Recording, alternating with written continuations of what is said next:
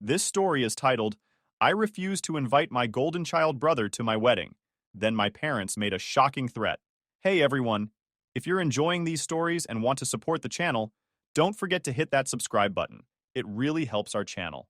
Now let's start the video. OP starts by saying, growing up, it was impossible to ignore how differently my parents treated me and my younger brother Liam.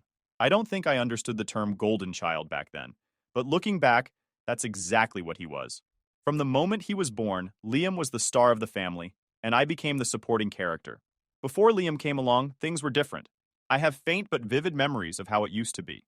My parents would take me to the park every weekend, push me on the swings, and cheer me on as I clumsily tried to climb the jungle gym.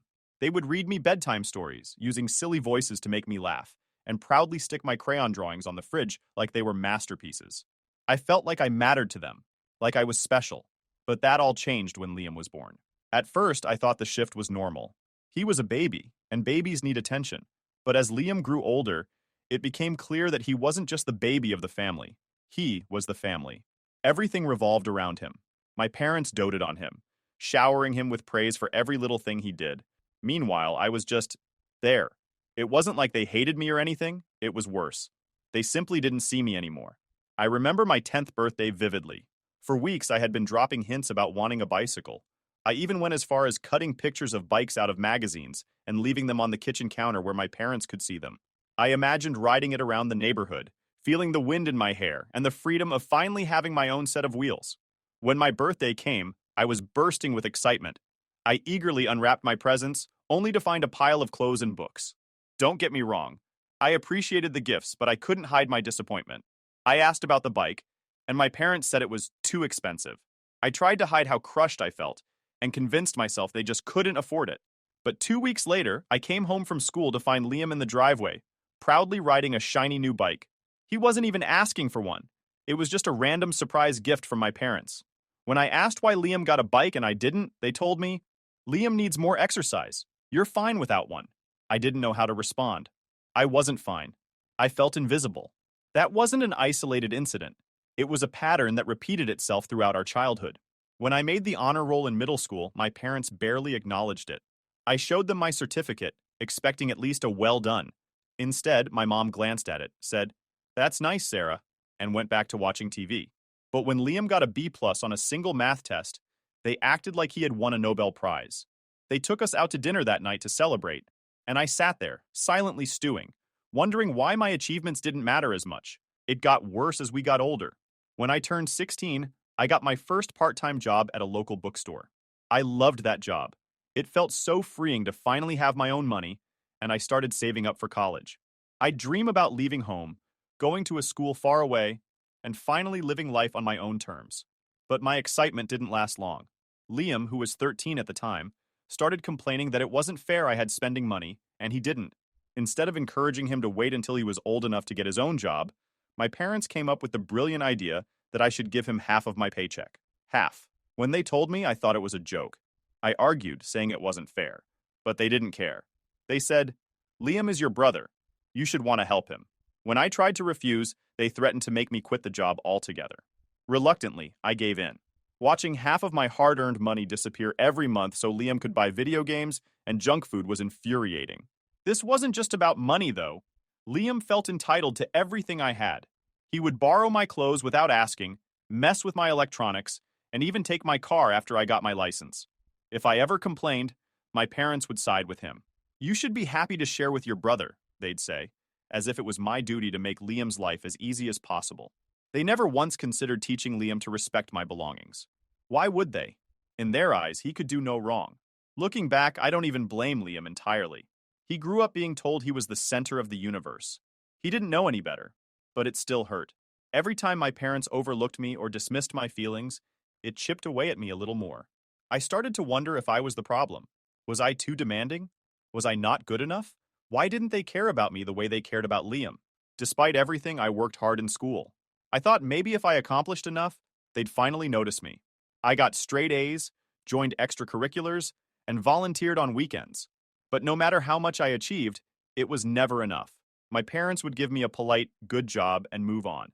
Meanwhile, Liam could sneeze, and they'd act like it was the most impressive thing in the world. I wasn't just hurt. I was angry. Angry at Liam for being the golden child. Angry at my parents for making me feel like I didn't matter. And angry at myself for still craving their approval after everything.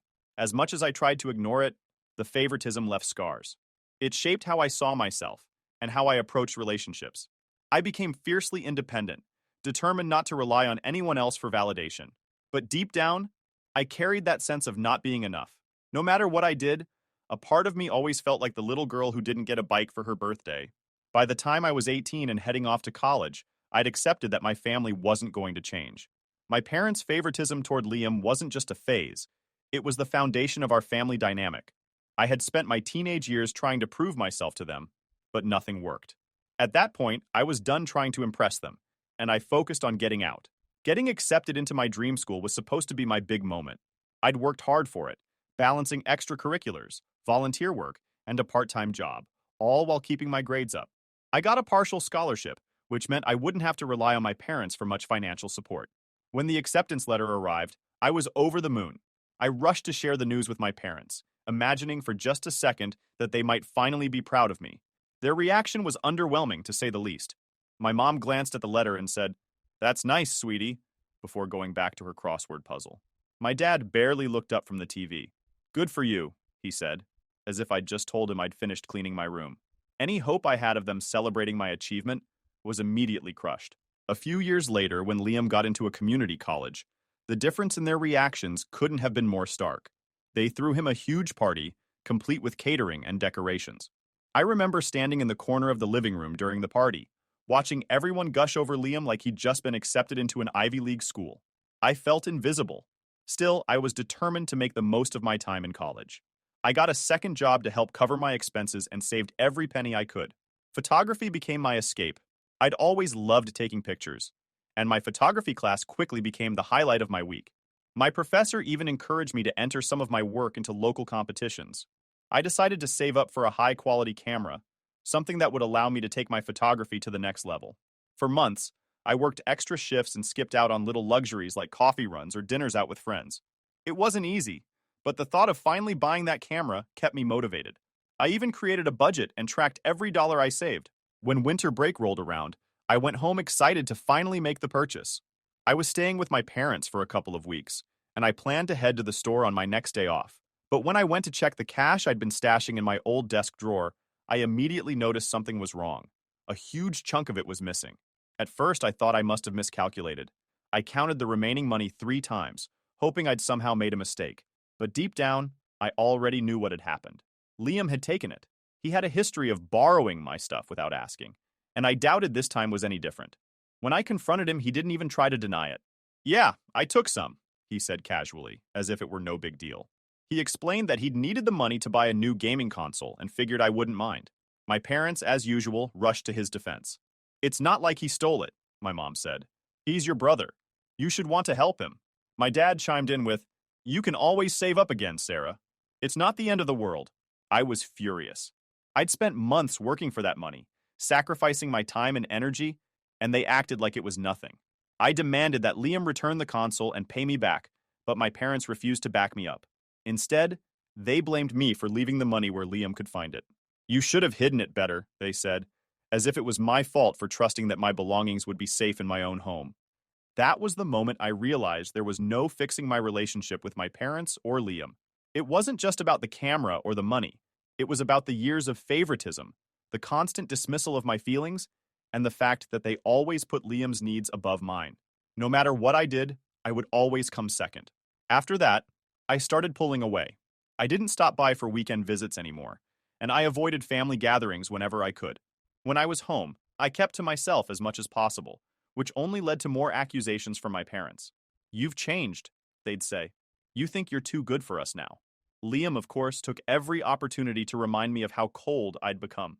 "You're just jealous because I'm the favorite," he said once, smirking as if he was proud of it. The thing is, he wasn't wrong. I was jealous, but not in the way he thought. I wasn't jealous of his video games or the attention he got from our parents. I was jealous that he had the kind of relationship with them that I could only dream of. No matter how much I wanted to stop caring, a part of me still wished they'd treat me the way they treated him. But wishing didn't change anything, and I knew I couldn't keep holding on to that hope. So I threw myself into my studies and my photography. I stayed on campus as much as possible, picking up extra shifts at work to avoid going home. The less time I spent around my family, the better I felt. Looking back, the incident with the camera was a turning point for me. It was the first time I truly accepted that my parents weren't going to change, no matter how hard I tried. It hurt, but it also gave me a sense of freedom. I stopped trying to earn their approval and focused on building a life for myself. I didn't need their validation anymore. I had my own goals, my own passions, and for the first time, I started to see a future where I wasn't defined by my family's toxicity. It wasn't an easy realization, but it was the first step toward reclaiming my independence. And for that, I'm grateful. By the time Noah and I started planning our wedding, I had managed to carve out a life for myself that felt stable and fulfilling. I was in a loving relationship with someone who genuinely respected and supported me, and for the first time, I felt like I had the freedom to choose the kind of family I wanted. But as excited as I was to marry Noah, the thought of involving my family in the process filled me with dread. From the moment Noah proposed, the issue of inviting my parents and Liam became a looming shadow over what should have been a joyful time. At first, I avoided thinking about it altogether. I wanted to bask in the happiness of being engaged, to focus on planning the wedding of my dreams without the weight of family drama. But I knew it was only a matter of time before my parents called to demand their invitations. The first call came from my mom, just as I expected.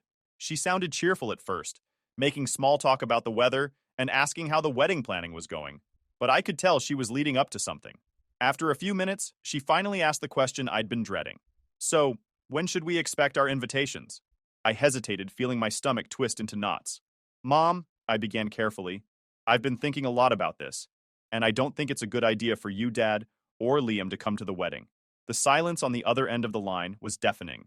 Then, her voice, sharp and accusatory. What are you talking about? We're your family. I tried to explain my reasoning as calmly as I could. I told her that the wedding was supposed to be a day of love and celebration, and I didn't want to invite people who had caused me so much pain over the years. I brought up specific instances of favoritism and how they had affected me, not to guilt her, but to help her understand where I was coming from. Her response was exactly what I had expected and feared. Sarah, you're being selfish, she snapped. You're punishing us for things that happened years ago. Liam is devastated. He was so excited to be part of your big day, and now you're breaking his heart. That comment caught me off guard. What do you mean, be part of my big day? I asked, already dreading the answer. Apparently, Liam had been telling everyone that he was going to be my best man. The absurdity of it all left me momentarily speechless. I hadn't even spoken to him in years, and he had somehow convinced himself that he was entitled to a major role in my wedding. When I pointed this out to my mom, she brushed it off. He's your brother, Sarah. Of course he assumed you'd want him by your side. I ended the call shortly after that, exhausted and angry. But the drama didn't stop there. Within hours, my dad called, picking up right where my mom had left off. His tone was more aggressive, accusing me of tearing the family apart and letting my grudge against Liam ruin what should be a happy occasion. He said they were willing to forgive me for my cold behavior over the years, if I'd just let them come to the wedding. It was a classic manipulation tactic, and I wasn't falling for it. When I refused, Liam started texting me nonstop. His messages ranged from angry to self-pitying to downright nasty. He called me jealous, bitter, and ungrateful, claiming I was trying to make myself feel important by excluding him. It was as if he had rewritten our entire childhood in his mind, casting himself as the victim and me as the villain. The final straw came when my parents threatened to cut me out of their will if I didn't invite them. A few years ago, that might have scared me, but now it just solidified my decision. I didn't want anything from them. Not their money, not their approval, and certainly not their presence at my wedding. Noah was my rock throughout all of this. He listened patiently as I vented about my family, never once trying to push me in one direction or the other. When I told him I'd decided to stick to my original plan of not inviting them, he supported me wholeheartedly. This is your day, he said. You don't owe them anything. Some of our friends, however, weren't as understanding. A few of them suggested I should invite my family to keep the peace, arguing that I might regret it later if I didn't. Their comments planted a seed of doubt in my mind, and for a brief moment, I wondered if I was being too harsh. But then I thought about all the years of hurt, the constant dismissal of my feelings, and the way my parents had always enabled Liam's entitlement. I knew I was making the right choice. As the wedding drew closer, Noah and I took extra precautions to ensure everything would go smoothly. We hired security for the venue, just in case my family decided to show up uninvited, and we password protected all our vendor accounts to prevent any last-minute sabotage. It felt ridiculous to have to take these steps, but I wasn't about to let them ruin my special day. Despite the stress of dealing with my family, wedding planning with Noah was a joy. We picked out a beautiful outdoor venue, chose a menu that reflected both our tastes, and even practiced our first dance together in the living room, laughing every time one of us accidentally stepped on the other's foot. For the first time in a long while, I felt like I was creating something good, something that was truly mine. I wish I could say that the family drama ended there, but deep down, I knew it wouldn't. My parents and Liam had spent my entire life ignoring my boundaries, and I didn't expect them to start respecting them now. But I also knew I was stronger than I used to be. This time, I wouldn't let them control the narrative. This was my wedding, my life, and I was finally taking the lead. The morning of the wedding was a mix of emotions: excitement, nervousness, and, if I'm honest, a tinge of sadness. As much as I'd prepared myself to go through this day, without my parents and Liam, a small part of me still wished things could have been different. But I didn't dwell on it for long. This was Noah's and my day, and I wasn't going to let any lingering negativity ruin it. I got ready at the venue with my bridesmaids, who were the perfect blend of supportive and entertaining. We laughed over old memories, debated whether my hair should have a few more curls, and gushed over how beautiful everything looked. The venue was even more stunning than I had imagined: a picturesque garden with blooming flowers, soft string lights, and a gentle breeze that made everything feel magical. It was exactly what Noah and I had envisioned. As I sat in front of the mirror getting my makeup done, my maid of honor, Emily, suddenly came into the room, looking flustered. "Sarah, your family is here," she whispered, glancing over her shoulder as if they might appear behind her. I froze for a moment. "What do you mean, here?" I asked, already dreading the answer. Emily explained that my parents and Liam had shown up at the entrance, dressed to the nines and insisting they were here to support me. She said they were arguing with the security team and refusing to leave. I felt a mix of anger and disbelief. After all the drama leading up to this day, I had hoped, naively maybe, that they would finally respect my boundaries. Clearly, I'd been wrong. For a brief moment, I considered going out there myself to handle it, but then I looked at myself in the mirror, dressed in my wedding gown, and realized I couldn't let them derail this day. "Let security handle it," I told Emily firmly. "I'm not getting involved." She nodded and left to check on the situation. I tried to refocus on the moment, but it was hard not to feel a pang of sadness. As much as I'd prepared for this possibility, it still hurt to know that my own family couldn't respect my wishes, even on one of the most important days of my life. Emily came back a few minutes later to let me know that the security team had successfully escorted them off the property. "They put up a bit of a fight, but they're gone now," she said reassuringly. I thanked her and took a deep breath, reminding myself that the worst was over. And then, the moment came. I stood at the end of the aisle, clutching my bouquet as the music began to play. As soon as I saw Noah standing at the altar, all my worries melted away. He looked at me with so much love and excitement that I felt a wave of calm wash over me. This was what mattered: him, us, and the future we were building together. The ceremony was everything I'd hoped it would be. We had written our own vows, and as I spoke mine, I felt an overwhelming sense of gratitude for Noah and the life we were starting together. When it was his turn, he talked about how I had shown him the true meaning of strength and resilience. I'll admit there wasn't a dry eye in the audience, including mine. After the ceremony, we moved to the reception, which was a joyous celebration from start to finish. The food was delicious, the speeches were heartfelt, and the dance floor was packed all night. One of the highlights was Noah's surprise performance. He had written a song for me and performed it with his college band. It was such a sweet, unexpected gesture that left me both laughing and crying. But the most touching moment of the night came during my maid of honor speech. Emily talked about how she had watched me grow into the strong, determined person I was today. She mentioned the challenges I'd faced with my family, not to dwell on them, but to highlight how I had risen above it all to create a life full of love and happiness. Her words brought tears to my eyes, and for the first time in a long while, I felt truly seen and understood. Throughout the night, I was surrounded by people who genuinely cared about me. Noah's family was as warm and welcoming as ever, treating me like I had always been one of their own. His mom even pulled me aside at one point to tell me how proud she was of me. "You're such an incredible woman, Sarah," she said, squeezing my hand.